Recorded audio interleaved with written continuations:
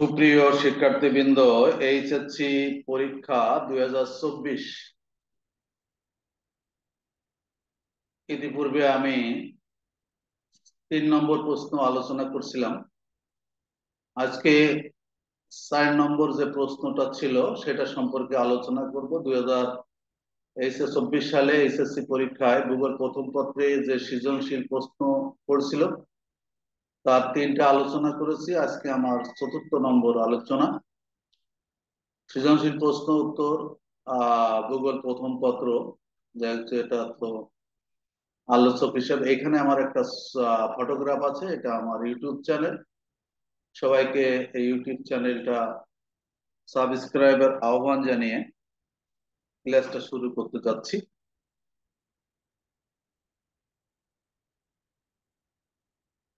এখানে একটি চিত্র দেওয়া আছে। চিত্রটা হচ্ছে, এখানে দেখা যাচ্ছে যে এখানে কিছু ছিদ্রপথ, সেখানে বরফ আছে পথে। আর পথে এখানে এক বাড়ি আছে। এখানে কিছু ক্ষুদ্র কণা মানুষ দ্বারা যে কার্যক্রম হচ্ছে, এখানে উদ্ভিদ দ্বারা যে শিকড় আছে সেই শিকড়ে যে আহ পদার্থ সমূহ চূর্ণ বিচূর্ণিত হচ্ছে সেটা বোঝানো হয়েছে। আর এটাও কিন্তু, তাহলে আমরা এখানে 2টা চিত্র দ্বারা কি বুঝতে পারি? এই 2টো চিত্র দ্বারা এখানে বরফ, অর্থাৎ এটা আমরা যান্ত্রিক বিশ্ব নির্ভবনের কথা বলতে পারি, এটা আমরা জৈবিক বিশ্ব নির্ভবনের কথা বলতে পারি। এইটুকু বুঝলে প্রশ্ন যেভাবে আসুক আমরা উত্তর দিতে পারবে আশা করি। আমার কিন্তু এই আলোচনাগুলো জাস্ট নমুনা আলোচনা। বইয়ে এর উত্তর সুন্দরভাবে দেখা আছে, তবুও বোঝার জন্য আমি সহজভাবে উপস্থাপন করার চেষ্টা করি। এখানে আমি ক এবং খ যে প্রশ্নটা, যে প্রশ্ন 2টা ছিল, এই দুটো তো আগে দিয়ে দিয়েছি, এবং আজকে আমি গ এবং ঘ নম্বর যে প্রশ্ন 2টা আছে সেই 2টা সম্পর্কে একটু আলোচনা করার চেষ্টা করি। এখানে বলা হচ্ছে উদ্দীপিকা উল্লেখিত ক বিশ্বনী ভবনের বিবরণ দাও। এই যে ক যে বিশ্বনী ভবনটা ঘটেছে সেটা বিবরণ দিতে বলছে। আর ঘতে হচ্ছে উদ্দীপক উল্লেখিত খ প্রভাব বিশ্লেষণ করো। এই যে জৈবিক যে বিচ্ছিন্ন ভবন খ, এর প্রভাবে কি ঘটছে, এর ফলাফলটা কি ঘটছে সেটা আলোচনা করতে বলছে। তাহলে প্রশ্ন 2টা বুঝতে পারলে খুবই সহজ প্রশ্ন ছিল। যাই হোক, আমি একটু আলোচনা করার চেষ্টা করি। এখানে হাতে কি লেখা আছে?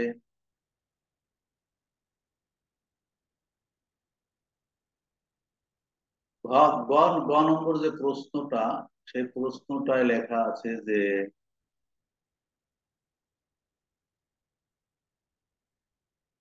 উদ্দীপকা ক বিশ্বনী ভবনের বিবরণ দাও।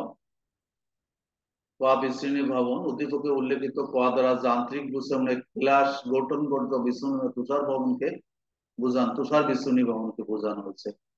তাহলে আমরা এখানে কতে বুঝতে পারছি যে এই বিশ্বনী ভবনটা হচ্ছে যান্ত্রিক বিশ্বনী ভবনের, ক্লাস গঠনজনিত বিশ্বনী ভবনের তুষার বিশ্বনী ভবন কে বোঝানো হয়েছে, এবং অর্থাৎ বরফ দ্বারা যে বিশ্বনী ভবন হয় সেটাকে বোঝানো হয়েছে।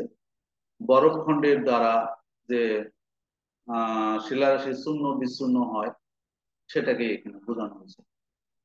উচ্চ অক্ষাংশে এবং উচ্চ পার্বত্য অঞ্চলে যেখানে দিবারাত্রির তাপের তারতম্য বেশি, সেখানে দিনের তাপমাত্রায় বরফ গলে যায়, আবার রাতে তাপমাত্রা কমে গেলে পানি বরফে পরিণত হয়। পানি বরফে পরিণত হলে আয়তনে 10% বেড়ে যায়, এটা আমরা জানি, এবং প্রতি বর্গ সেন্টিমিটারে 125 কেজি চাপ সৃষ্টি করে। ফলে শিলায় প্রচন্ড চাপ পীড়নের সৃষ্টি হয় এবং শিলার মধ্যবর্তী ভাগ ধীরে ধীরে বৃদ্ধি পেয়ে শিলাকে দুর্বল করে বা টুকরো টুকরো করে ভেঙে ফেলে। তুষারের প্রভাবে শিলা খণ্ডিতকরণ প্রক্রিয়া ক্ষুদ্র কণা বিসরণ নামে পরিচিত। তাহলে আমরা এখানে যে তুষার দ্বারা যে বিচ্ছুরণ ভবন হচ্ছে, যে বিচ্ছুরণ ভবনের যে প্রক্রিয়া হচ্ছে, শিলারাশি চূর্ণ বিচ্ছিন্ন হচ্ছে, সেটাকে এখানে বোঝানো হয়েছে। সাধারণত উচ্চ অক্ষাংশে, অর্থাৎ উত্তর মেরু এবং দক্ষিণ মেরু অঞ্চলে এবং পার্বত্য অঞ্চলে, উঁচু ভূমিতে কি হয়, এখানে যেখানে দিবারাত্রির তাপের তারতম্য অনেক বেশি, দিনের বেলায় তাপ বেশি, রাতের বেলায় তাপ খুব কম, সেখানে যে ঘটনাটা ঘটে সেটা হচ্ছে যে দিনের বেলা এই যে বরফগুলো, যে যে বৃষ্টি যে জলীয় কণাগুলো বরফে জমে থাকে, সেগুলো দিনের বেলা তাপে কি হয়, বরফ গলে পানিতে পরিণত হয় বা জলে পরিণত হয়।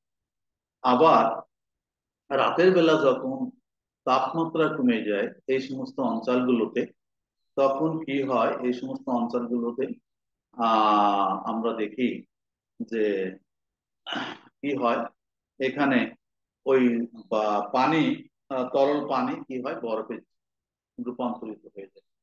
আমরা জানি পানির আয়তন, সাধারণত পানির থেকে বরফের আয়তনটা বেড়ে যায়, অর্থাৎ আয়তনে কত গুণ, 10% বেড়ে যায়, এবং প্রতি বর্গ সেন্টিমিটার 125 কেজি চাপ সৃষ্টি করে। এই যে বরফের আয়তন বেড়ে গেলে ভিতরে যে ফাঁকা স্থানটা ছিল সেটা আসলে যে চাপ দেয়, চাপ দিলে কি করে, এটা শিলাটা দুর্বল হয়ে যায় এবং ধীরে ধীরে ফাঁকা শিলাকে দুর্বল করে টুকরো করে ফেলে, ভেঙে ফেলে। এইভাবে যে বিচ্ছুরণ ভবনটা ঘটে এই তুষারের প্রভাবে, একে খণ্ডিতকরণ প্রক্রিয়া, ক্ষুদ্র কণা বিসরণ নামে এই বিচ্ছুরণ ভবনটা পরিচিত। তাহলে আমরা কি বুঝলাম এখানে, এখানে যেটা হলো সেটা হচ্ছে বরফের দ্বারা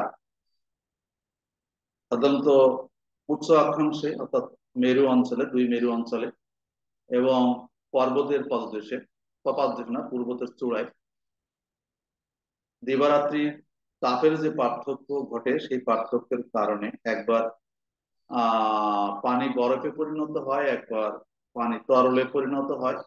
এই দুইটা অবস্থার কারণে শিলার যে চূর্ণ বিচূর্ণ বিচূর্ণন ঘটে, সেই প্রক্রিয়াটাই হচ্ছে এখানে বোঝানো হয়েছে। এবং এই প্রক্রিয়াটা বলা হয় শিলাখণ্ডিতকরণ প্রক্রিয়া, ক্ষুদ্রকরণ বিসরণ, ক্ষুদ্র কণা বিসরণ। তাহলে আমরা এই প্রশ্নের উত্তরটা পেয়ে গেলাম, খুবই সহজ প্রশ্ন ছিল, বিচ্ছুরণ ভবন থেকে একটা প্রশ্ন হয়েছিল এটা। এবং এবার আসো ঘ নম্বর যে প্রশ্নটা আছে, সেই ঘ নম্বর প্রশ্নে কি বোঝানো হয়েছে দেখি। দুটা প্রশ্নই বিচ্ছুরণ ভবন থেকে। উদ্দীপকে উল্লেখিত খ দ্বারা জৈবিক বিচ্ছুরণের, উদ্ভিদের দ্বারা শিলার বিচ্ছুরণকে বোঝানো হয়েছে, এর প্রভাব নিচে বিশ্লেষণ করা হলো। তাহলে আমরা এখানে খ দ্বারা কি বুঝতে, আমরা জানি সাধারণত বিচ্ছুরণ ভবন তিন প্রকার, একটা প্রাকৃতিক বা যান্ত্রিক বিচ্ছুরণ ভবন, দুই হচ্ছে রাসায়নিক বিচ্ছুরণ ভবন, এবং তিন হচ্ছে জৈবিক বিচ্ছুরণ ভবন।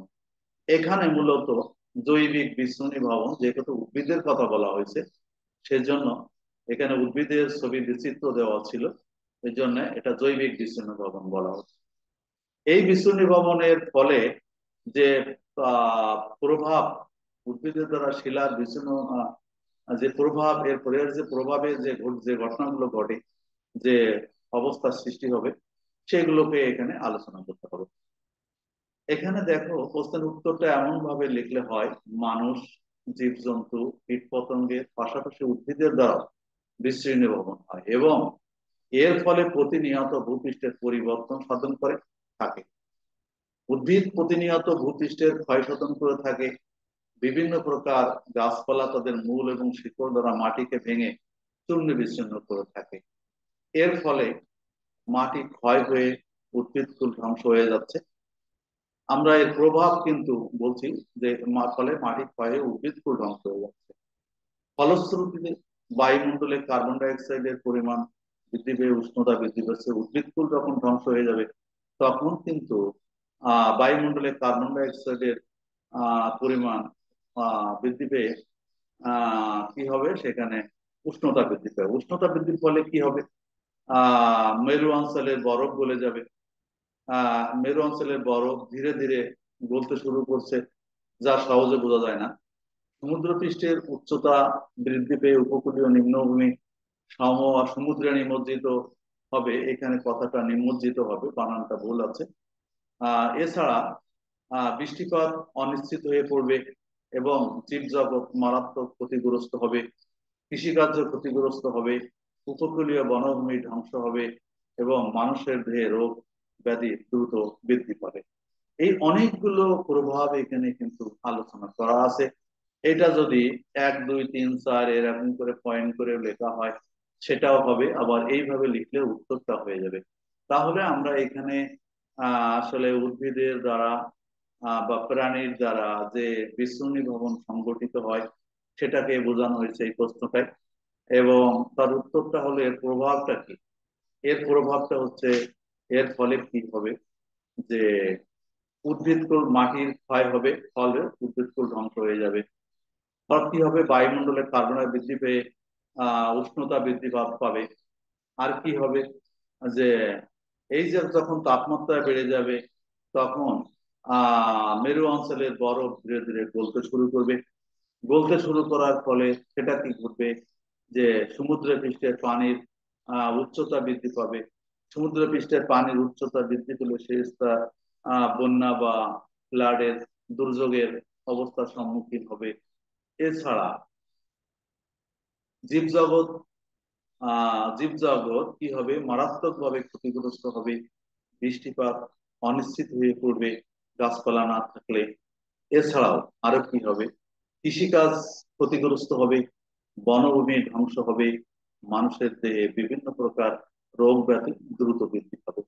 এই কথাগুলো একটু মনে রাখা হবে। এখানে এই প্রভাবটা সাধারণত পড়বে।